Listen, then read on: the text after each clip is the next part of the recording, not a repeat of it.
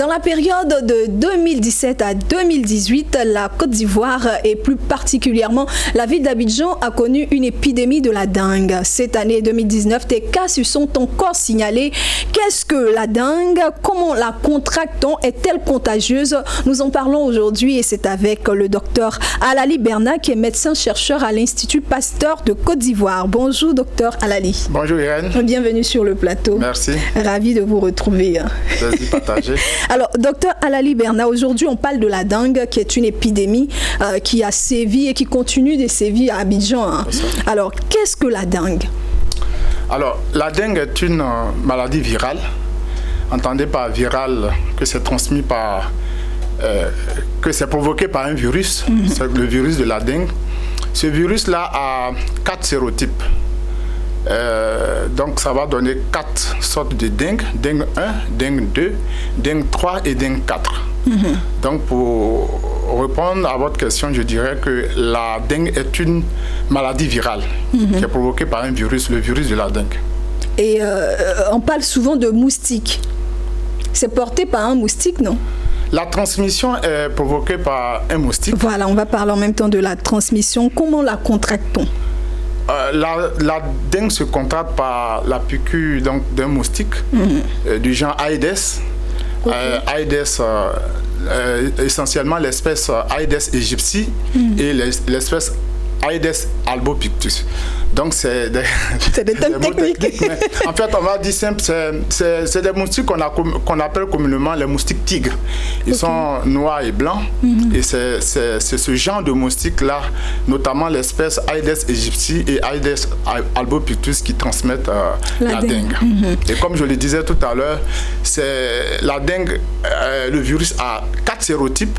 Donc ça va donner 4 sortes de maladies, 4 dengues, dengue 1, dengue 2, dengue 3, dengue 4. Et quand on a contracté la dengue... Ce sont des stades, hein? Non, ce ne sont pas des stades. C'est différentes manières de dengue. Voilà, ça veut dire que c'est des virus qui sont apparentés. Donc on dit sérotype 1, sérotype 2, sérotype 3, sérotype 4. Donc le sérotype 1 va donner la dengue 1, ainsi de suite jusqu'à la dengue 4. Quand quelqu'un a fait la dengue 1, si la personne est guérie, elle n'est pas immunisée contre les autres sérotypes. De sorte que si je fais la dengue 1, je suis immunisé contre la dengue 1, mais si pas contre je la rentre en contact avec le virus 2, je vais faire la dengue 2. Et cette fois, le terrain étant préparé, la maladie sera gravissime d'emblée. Ça fait peur.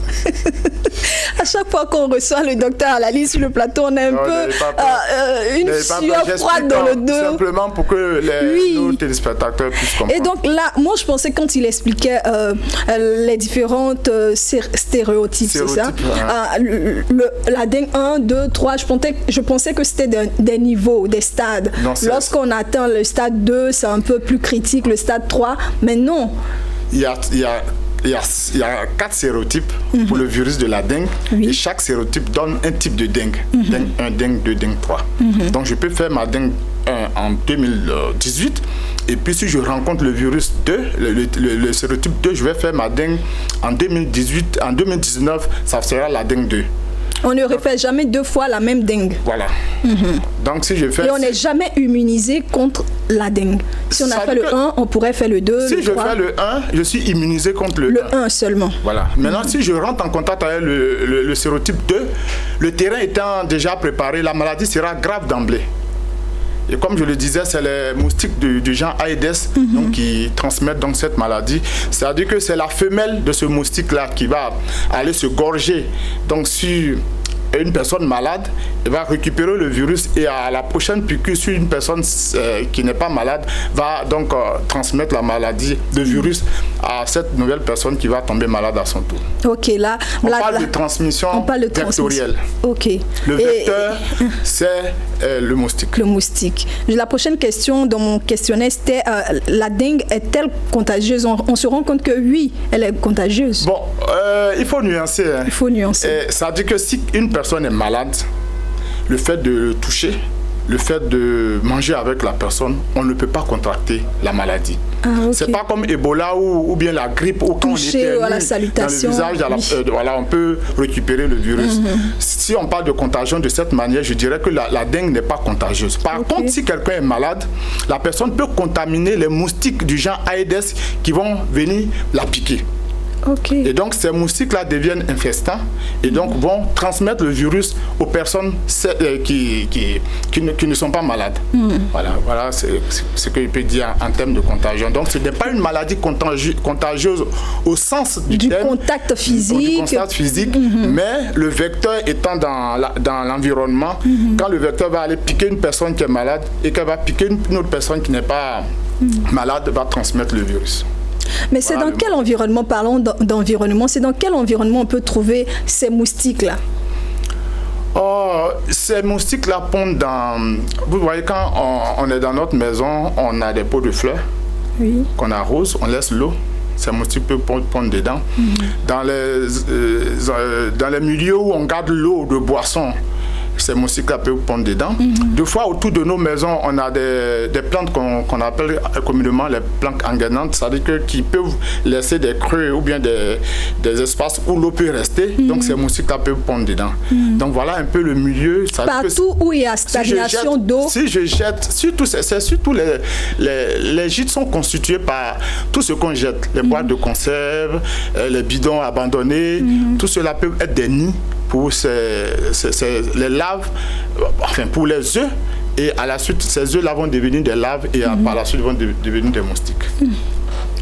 Alors, bon, c'est effrayant, c'est une maladie effrayante, mais bon, jusqu'à la fin de l'émission, on verra comment, s'il existe des traitements et est-ce qu'on peut prévenir, bien évidemment, et on sera très heureux de savoir qu'il existe des traitements efficaces. Déjà qu'on apprend qu'on n'est pas immunisé contre toutes les dindes. Quand on a eu, par exemple, la dengue 1, on est immunisé simplement contre la dengue 1, mais on peut faire toutes les autres sortes de dengue, et là, ça devient critique. Voilà, parce que le terrain est déjà préparé.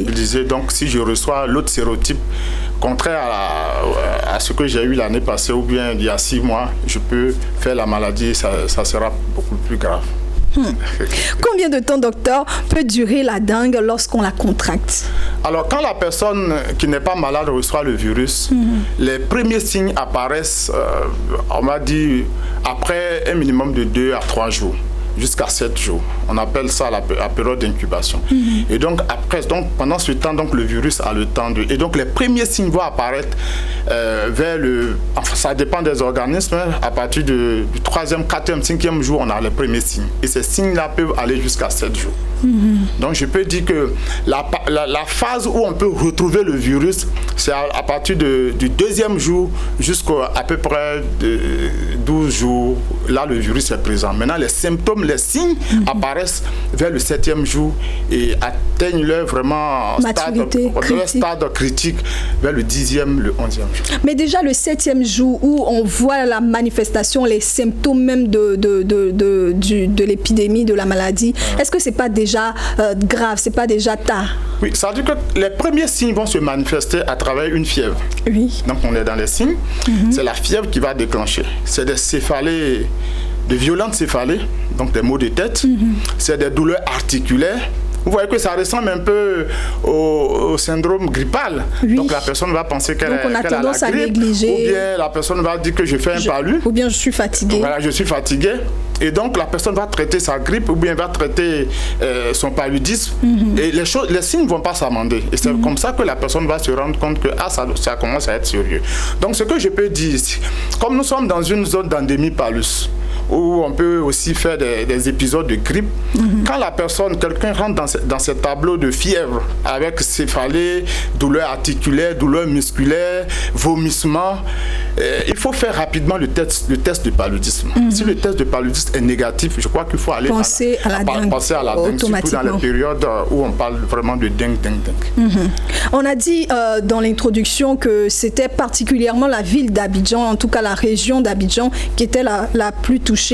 Pourquoi c'est dans cette région-là qu'elle se développe plus? Bon, est-ce qu'on peut expliquer ça?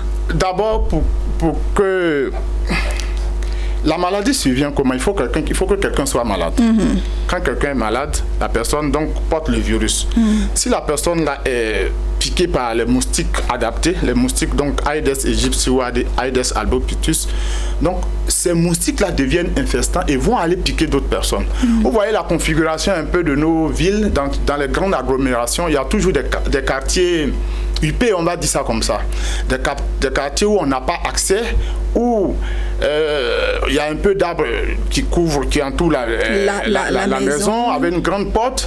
Et quand on n'a pas accès, donc tout ce qui se passe dedans, on ne sait pas. Donc si la personne a laissé son bidon, s'il y a des pots de fleurs qu'on arrose, donc c'est un milieu adapté et pour le développement du moustique. Donc du coup, les flambées vont se faire dans ces quartiers-là. Vous avez vu que au cours de l'épidémie de 2008 et 2009, Cocody a taillé la part de Lyon, notamment dans sa zone de plateau et autres.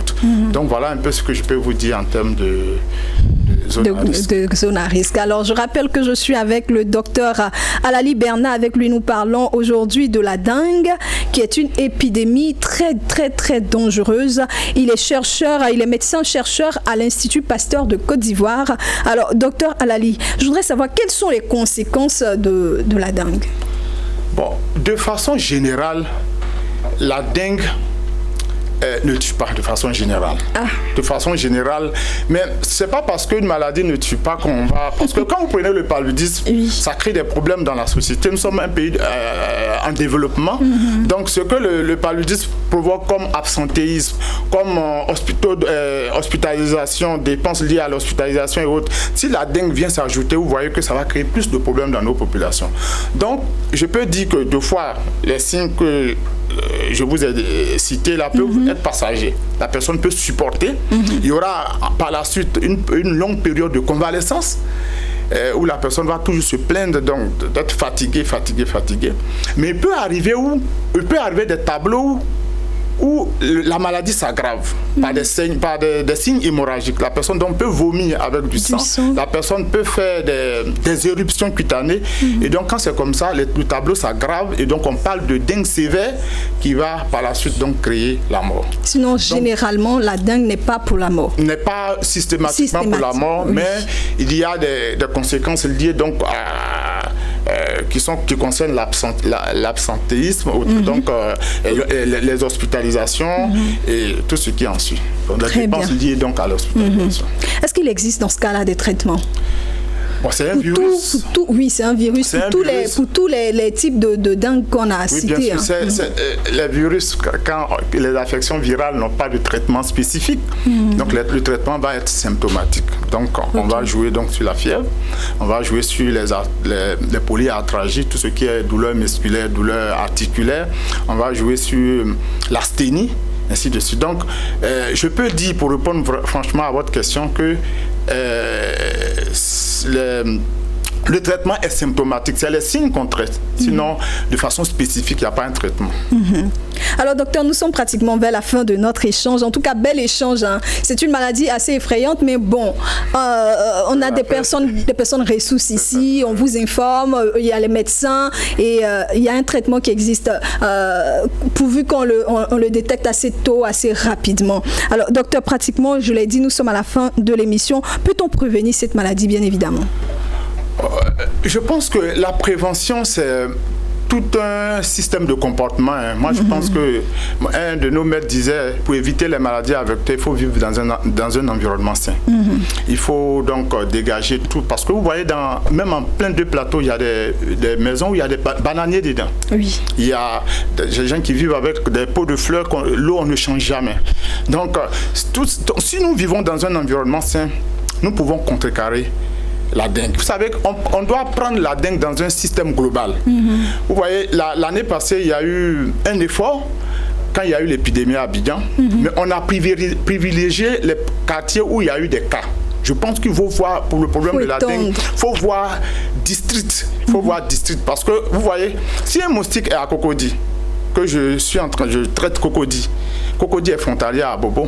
Est-ce que si un moustique quitte Abobo au niveau de Angré pour venir vers Cocody, il va dire, bon, comme je suis arrivé à Cocody et qu'ils ont déjà traité Cocody, je reste à Abobo. Donc je pense qu'il faut voir ça de façon globale. Il faut ratisser l'âge. Il faut ratisser l'âge. Donc, les étapes de la lutte, c'est donc il faut jouer sur les larves, il faut jouer sur les moustiques adultes. Donc, les épandages sont les bienvenus, mais il faut faire ça à longue échelle.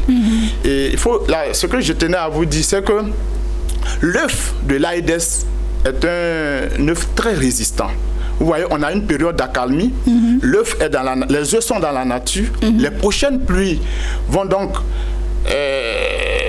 permettre à ces œufs-là d'éclore et donc les larves vont sortir et les moustiques vont venir. Donc, il faut faire très attention. C'est pas parce qu'actuellement, comme on tend vers la saison sèche, il n'y a pas de cas on doit baisser les bras. Je crois que les efforts doivent continuer pour qu'on puisse vraiment juguler. Parce que moi, je termine par là. J'ai eu la chance de visiter un pays comme le Laos, où ils ont maîtrisé le paludisme. Aujourd'hui, leur gros problème, c'est comment maîtriser la dengue.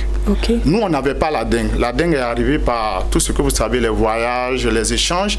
Si nous devons ajouter à la dengue notre problème de paludisme, pour un pays en développement, c'est pas bon. Donc, je pense qu'il faut qu'on prenne ce problème au sérieux et qu'on puisse juguler l'aspect lutte pour que le vecteur soit maîtrisé, pour qu'on ne puisse plus avoir des cas en 2020. Voilà, ça c'est le mot de la fin. Et je voulais savoir, pour vraiment fini, est-ce que la moustiquaire est quelque chose de conseillé? J'ai oublié que ça c'est classique, hein, toutes les maladies à vecteur, dormir sous moustiquaire imprégné, il faut mettre au niveau des fenêtres des tuiles moustiquaires, ça c'est le classique. C'est le classique. Maintenant, ça c'est l'aspect individuel, chacun peut faire ça à la maison, vivre dans un endroit sain. Et puis au niveau donc des pouvoirs publics, c'est tout l'arsenal donc de lutte antivectorielle avec comme on appelle les épandages, les larves, les gîtes lavaires qu'on détruit, ainsi de suite. Merci beaucoup, Dr Alali Bernard. Vous êtes médecin-chercheur à l'Institut Pasteur de Côte d'Ivoire et avec vous aujourd'hui, on a découvert en long et en large la dengue. Merci d'être passé sur notre plateau. Je vous dis merci de nous avoir suivis. Je vous retrouve la semaine prochaine. Merci.